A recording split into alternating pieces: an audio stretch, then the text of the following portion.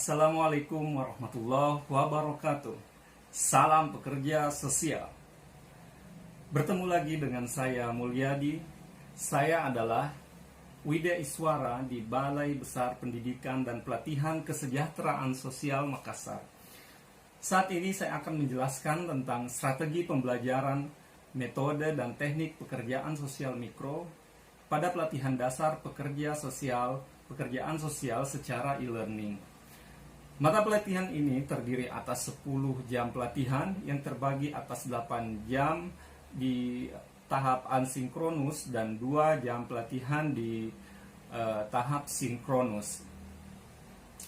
Tujuan pembelajaran pada mata pelatihan ini yaitu setelah mengikuti pembelajaran ini, peserta diharapkan mampu memahami cakupan tentang metode dan teknik pekerjaan sosial dalam pendekatan mikro.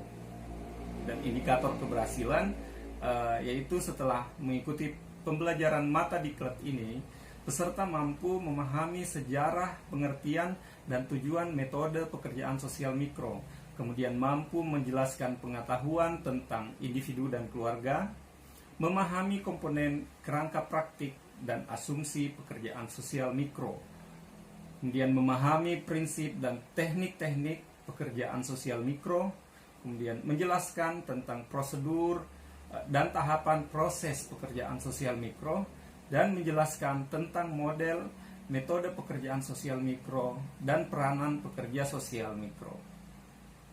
Adapun pokok bahasan pada mata pelatihan ini yaitu yang pertama, sejarah, pengertian, dan tujuan metode pekerjaan sosial mikro. Kemudian yang kedua yaitu pengetahuan tentang individu dan keluarga. Kemudian komponen, kerangka praktik, dan asumsi nilai pekerjaan sosial mikro. Yang keempat adalah prinsip dan teknik pekerjaan sosial mikro. Kemudian selanjutnya adalah prosedur dan tahapan proses pekerjaan sosial mikro. Dan yang terakhir, model metode pekerjaan sosial mikro dan peranan pekerja sosial mikro.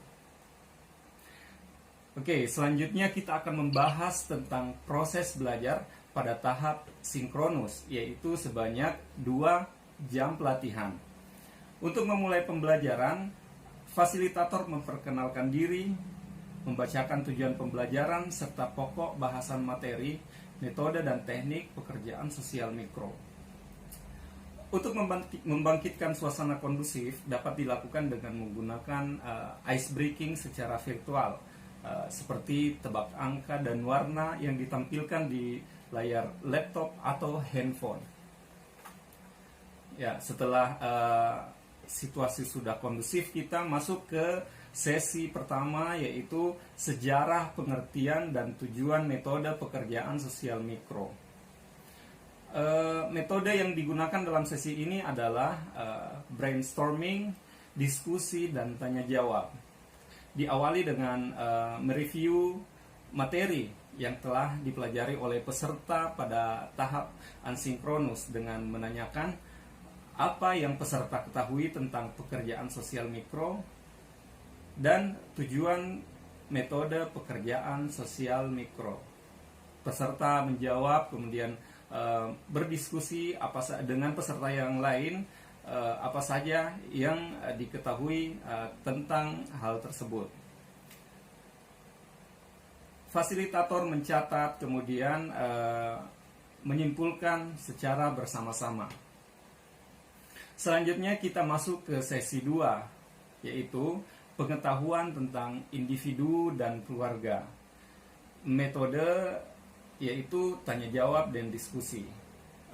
Di sini fasilitator bisa langsung menanyakan kepada peserta apa yang diketahui tentang konsep individu dan keluarga.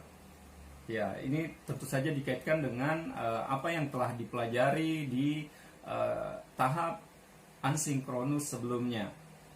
Kemudian fasilitator menanyakan ke peserta bentuk-bentuk keluarga yang diketahui oleh peserta apa saja, yaitu. Kemudian jawaban peserta dicatat oleh fasilitator, kemudian di-share di layar dan disimpulkan secara bersama-sama. Kita melangkah ke sesi yang ketiga, yaitu mengenai komponen kerangka praktek, dan asumsi nilai pekerjaan sosial mikro. Metodenya yaitu tanya jawab dan diskusi kasus di dalam kelompok. Fasilitator memberikan tiga contoh kasus. Kasus tentu saja kasus mikro, contohnya anak jalanan, lanjut usia terlantar, anak balita terlantar, atau kasus yang lain. Kemudian fasilitator membagi peserta ke dalam 3 kelompok menggunakan breakout room. Kemudian peserta masing-masing mendiskusikan satu kasus yang telah diberikan tadi, kemudian mengkaitkannya dengan kerangka praktek serta nilai yang digunakan dalam menangani kasus tersebut. Setelah berdiskusi dengan waktu yang telah ditentukan, peserta kemudian masuk kembali ke main room, kemudian mendiskusikan secara panel hasil diskusi dalam kelompok kecil. Perwakilan dari kelompok mempresentasikan hasil diskusi, kemudian dibahas secara bersama-sama. Oke. Untuk sesi selanjutnya, yaitu sesi keempat, yaitu prinsip dan teknik pekerjaan sosial mikro. Metode yang digunakan yaitu ceramah, tanya jawab, dan diskusi kelompok serta presentasi. Mengawali dengan mereview materi prinsip dan teknik Paxos mikro yang telah dipelajari dalam tahap asinkronus. Kemudian kembali peserta dibagi ke dalam breakout room untuk membahas kasus dengan menganalisis prinsip dan teknik Paxos mikro yang bisa digunakan untuk kasus tersebut. Jadi masih menggunakan kasus sebelumnya, peserta balik kembali ke breakout room. Kemudian kembali ke kelas besar untuk mempresentasikan hasil diskusi yang dilakukan oleh perwakilan kelompok. Kemudian setelah itu fasilitator bersama-sama peserta menyimpulkan apa yang telah didiskusikan.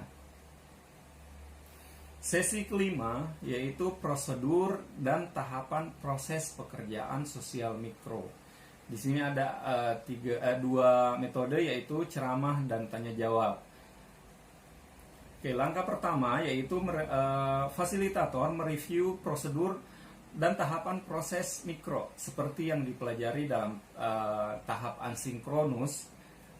Kemudian fasilitator menanyakan tahapan proses pekerjaan sosial mikro, yaitu ada 4, apa saja yang dilakukan pada tahap studi sosial, kemudian apa saja yang dilakukan pada tahap diagnosa, kemudian intervensi dan evaluasi. Kemudian jawaban dari peserta dicatat pada layar yang di-share, kemudian disimpulkan secara bersama-sama. Untuk sesi yang terakhir yaitu model metode pekerjaan sosial mikro dan peranan pekerja sosial mikro. Metode yang digunakan yaitu ceramah, tanya jawab, dan diskusi kelompok. Fasilitator mereview tentang materi yang dipelajari di asinkronus. Kemudian kelas dibagi ke dalam kelompok untuk mendiskusikan kasus dan memilih model metode Paxos mikro dan peran Paxos yang dapat dilaksanakan untuk mengatasi kasus tersebut. Selanjutnya peserta kembali ke grup besar untuk mempresentasikan hasil diskusi di dalam breakout room sebelumnya yang diwakilkan oleh perwakilan kelompok masing-masing. Fasilitator mencatat dan menyimpulkan secara bersama-sama dengan peserta hasil diskusi yang telah dilaksanakan. Selanjutnya, fasilitator menjelaskan dan mengutarakan poin-poin penting dalam materi ini. Kemudian peserta diinstruksikan untuk mengikuti kuis secara online menggunakan aplikasi kuis online seperti Quizizz, Mentimeter, Kahoot, atau aplikasi online lainnya sebagai bahan evaluasi pembelajaran yang telah dilaksanakan. Kemudian fasilitator memotivasi peserta untuk selalu optimis melaksanakan materi ini, apa yang telah diperoleh sekembalinya peserta melaksanakan tugas di tempat masing-masing. Kemudian fasilitator menyampaikan penutup, memberikan apresiasi dan salam kepada peserta. Baik, demikian strategi pembelajaran mata pelatihan metode dan teknik pekerjaan sosial mikro pada pendidikan dasar pekerjaan sosial. Semoga bermanfaat. Assalamualaikum warahmatullahi wabarakatuh. Salam Peksos.